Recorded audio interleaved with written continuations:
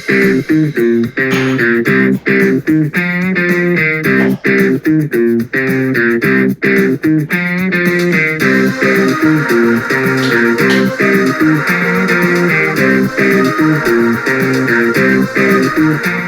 guys, welcome back to this channel, and today I'm doing Legends of Tomorrow Season 2 review.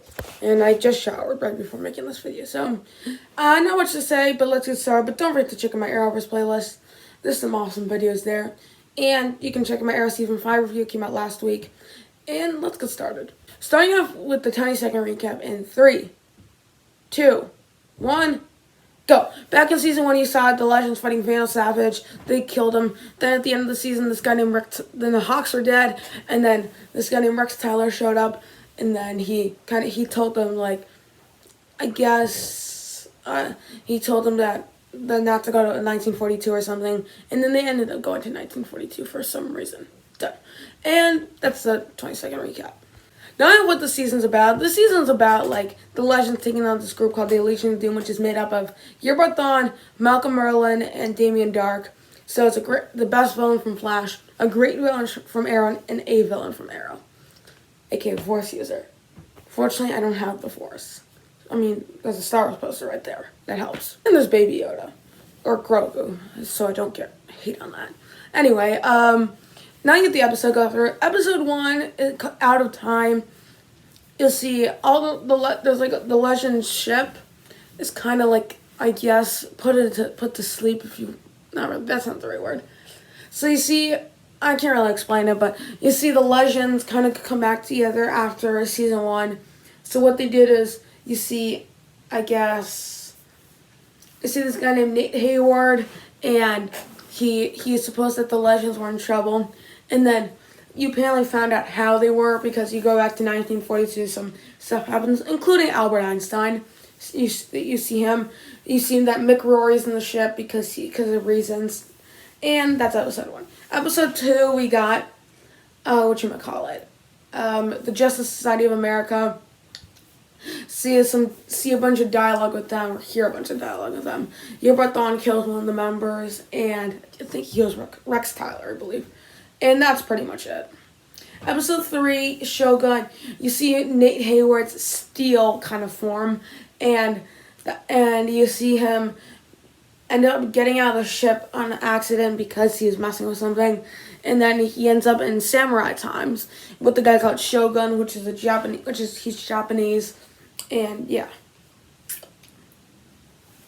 Episode 4, Abominations. You see them go to the Civil War and get rid of these zombie-like things. Episode 5, Compromise. You see them kind of invade the White House, I believe. I don't remember episode 5 as much. Episode 6, we got, episode 6 was, I'm trying to remember. Hold on, I'm looking. Episode 6 was the episode with, I'm looking. I'm trying to look. Outlaw Country. Yeah, that was the one that was the Western one. Yeah, you see them go back to the Western times, Jonah Hex, and that kind of stuff. Episode 7 is Invasion, Part 3. Conclusion to Invasion. Episode 8, The Chicago Way. You kind of see them go back to 1920 Chicago, save a sort of part of time, and specifically in Chicago. And then episode 9, and then you see that Rip Hunter is now a filmmaker from the 60s, apparently, in the cliffhanger. Episode 9, Raiders of the Lost Ark, which you see that you see Rip Hunter do his filmmaking. You see some stuff with the Legion of Doom, and then it starts with the plot line with the Spear of Destiny. And I'm trying to think. Yeah, they start that plotline with the Spear of Destiny in episode 9. And then you see George Lucas want to quit film school because of what happened with the Legends. So, yeah, that's an episode. Episode 10, The Legion of Doom. You see a lot of development on the Legion of Doom, what they're trying to do, how they bicker with each other. It's actually hilarious. And that's episode 10. Episode 11, we got, that's the Turncoat, where you see the Revolutionary War, we go from the Civil War to the Revolutionary War. and then we go to World War I later in the season. So honestly, this is a interesting episode. I mean, so you see Rip Hunter end up he got his memory back, and from the first 2 seasons, but he's not evil, and you see some stuff on that. Episode 12, Camelot. They go to retrieve a part of the spear that was with Stargirl, and she apparently was in Camelot, and she stayed there. She gave them the spear piece.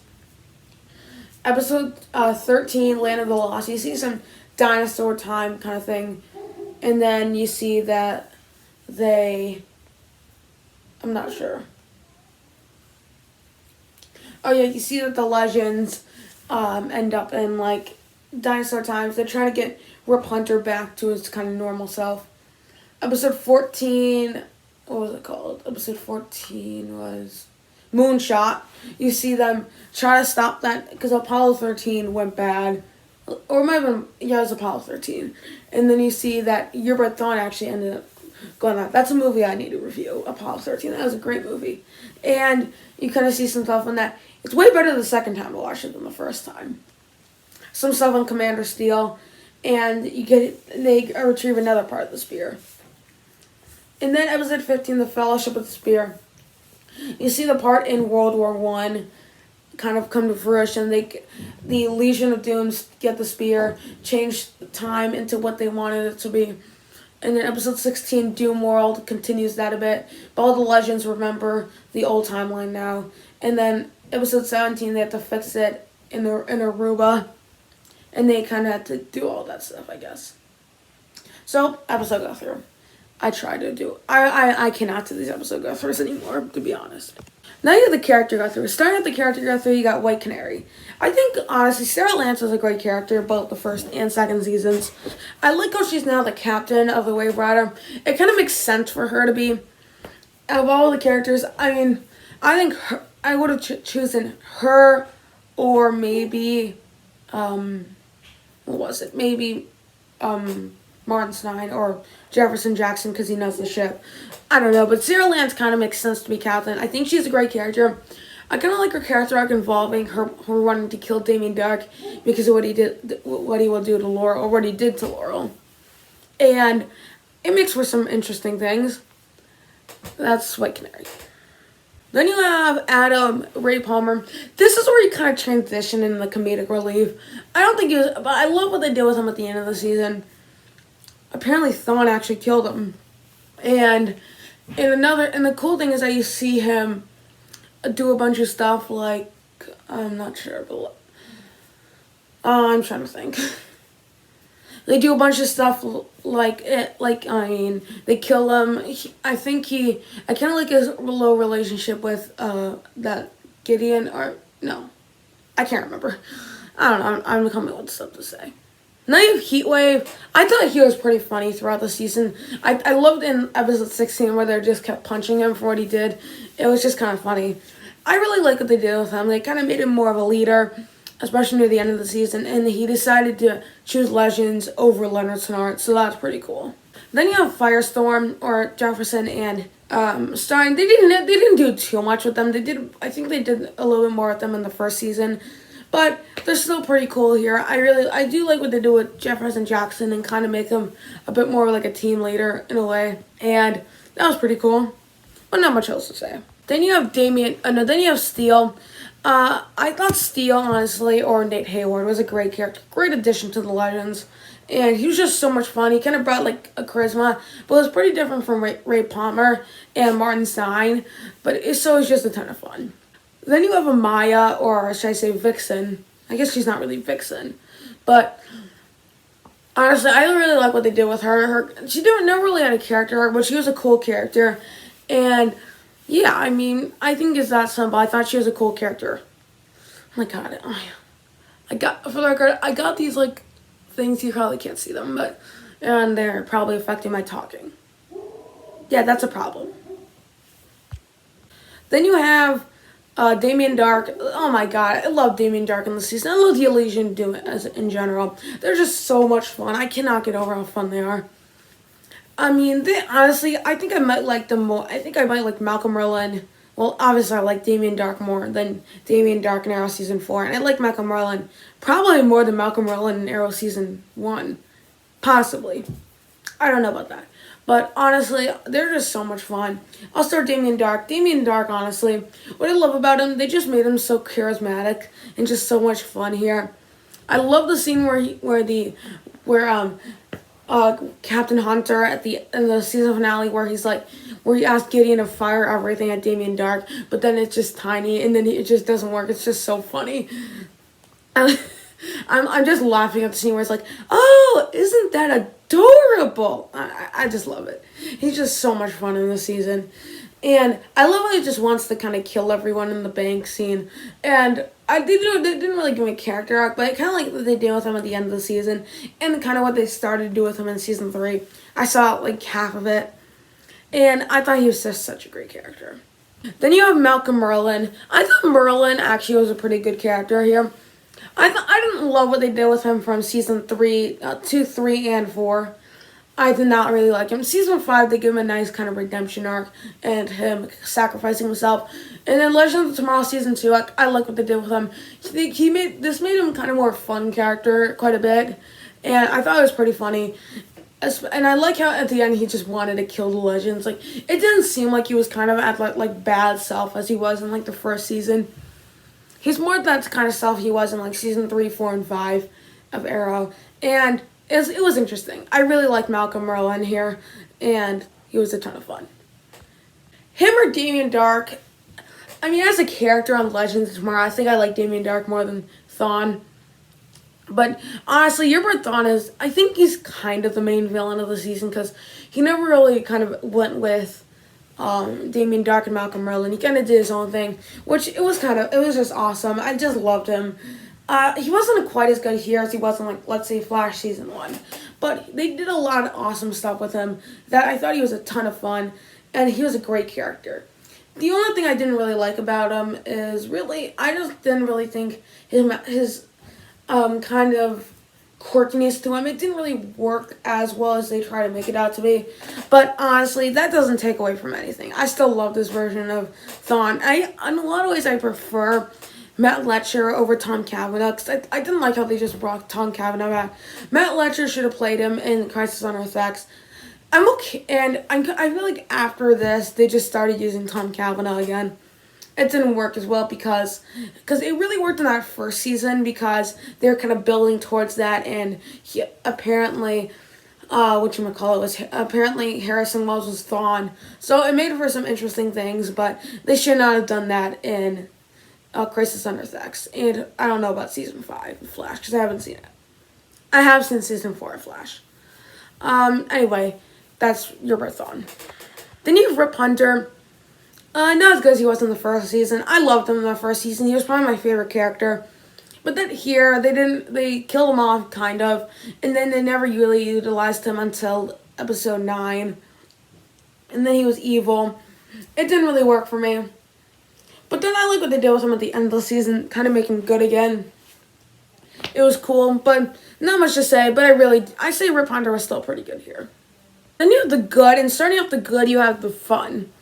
This is such a fun season. I cannot get over how fun I'm having throughout the season. Like, all the things, including the Legion of Doom, all of that is just so much fun here. But the most fun element is just the banter between the Legion of Doom. That's what really kicks the season up for me. Also, that goes into the humor. I'm just laughing about most of the time when they're just bickering. It's just so much. It's just so funny, and it's just so much fun to just see that. That's why I love episode 10, and I love the tone too as a whole. That's kind of also what makes it fun. I think it probably is the best tone season in all of year 5 of the Arrowverse, which includes this Arrow season 5, Flash season 3, and Supergirl season 2. This one by far is the best tone. It's just, I think it's the most lighthearted of all of them. And honestly, I just really do like the humor in this season. And the fun, and it's just so much fun. Then you have the action. The action here is pretty good. Overall, like, I would say if I had to compare most of the fight scenes, like, from one-off episodes in this season, I'd say compared to season 1, I'd say the season 1 action sequences beat this one slightly, but overall, like, I loved the final fight with Earbud Dawn and Damien Dark and all of that stuff. I love that, and I just loved most of the action throughout the season. Like, there's not really one action sequence where I'd say I dislike it, but I think the cool thing is that this season has got good action going for it, and that's pretty cool. And overall, I like that. And yeah, then you have the villains. I just love the Elysian Doom. It's just awesome. Also, yeah, Leonard's not in there, which he's alright, but not as good as the other three. They're just so much fun. I love how they're just bickering, and then they kind of just go against Earbud Dawn at the end of the season, and it's just so much fun. I love it. Then you have the villain master plan. This may be my favorite master plan, maybe just behind Malcom Merlyn and Prometheus.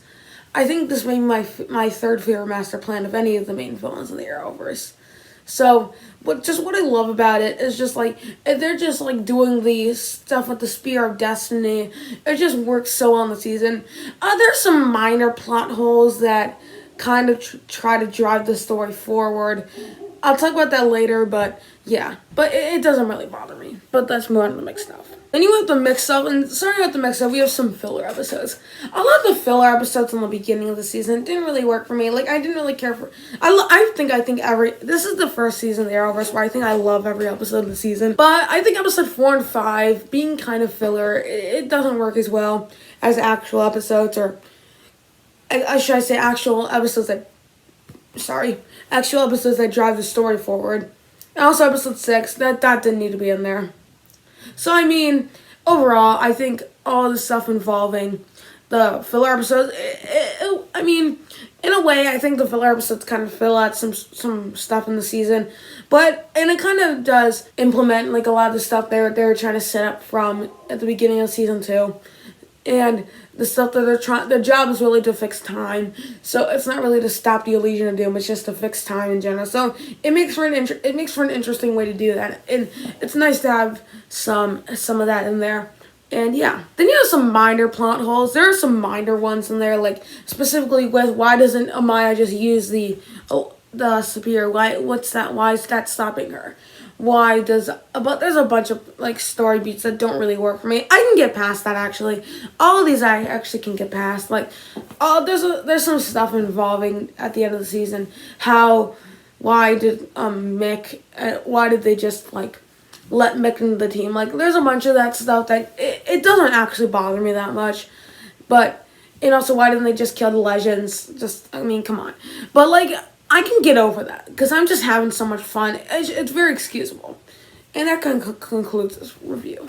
Honestly, this is just such a good season. I love this season. It's so much better than the first season. And honestly, this is probably, I think a lot of the episodes, like the Big Great episode, as I like to call it, which is normally like from Arrow, it's normally the flashback episode. And then from Flash, like Out of Time, Enter Flash Time from season 4. Also the Wrath of Savitar. Like, the episode where there's, like, a giant kind of switch in the plot a little bit, or in Arrows, and you kind of see that. I mean, Flash Season 2 does not really have one, because I think there's just a long span, but Legends of Tomorrow Season 2, for me, this one, honestly, I think this one, probably episode, episode 12, episode 10, probably, The Elysian of Doom.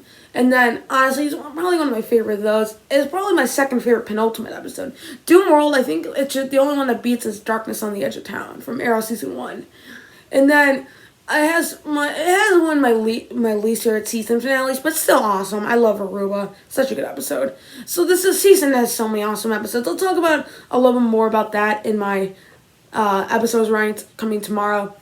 But thank you guys so much for watching. Don't forget to like, share, and subscribe, and comment down below. And I'll see you guys next time. Adios.